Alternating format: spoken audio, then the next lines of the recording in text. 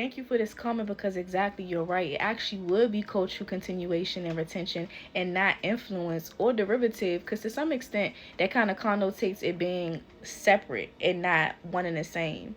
In the sense that we retained the information and we brought with us that knowledge to here. And I also love this comment because I feel like there are a lot of people who make it seem as if hoodoo is a watered down practice. So this language, again, it kind of combats that idea that it is when it isn't. Because we really do have to start looking at like African American traditions as continuities, right, of African traditions. Because like you said, our ancestors indeed did bring with them this knowledge from the motherland.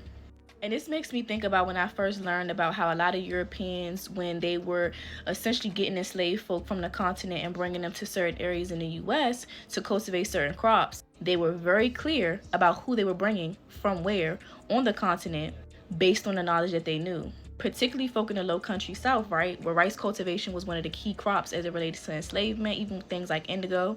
They specifically would take folk from West Africa, Senegal, that area because of their knowledge of rice production. I think wherever we are in the diaspora, we have to start looking at our culture as, again, a continuity and a retention and nothing less.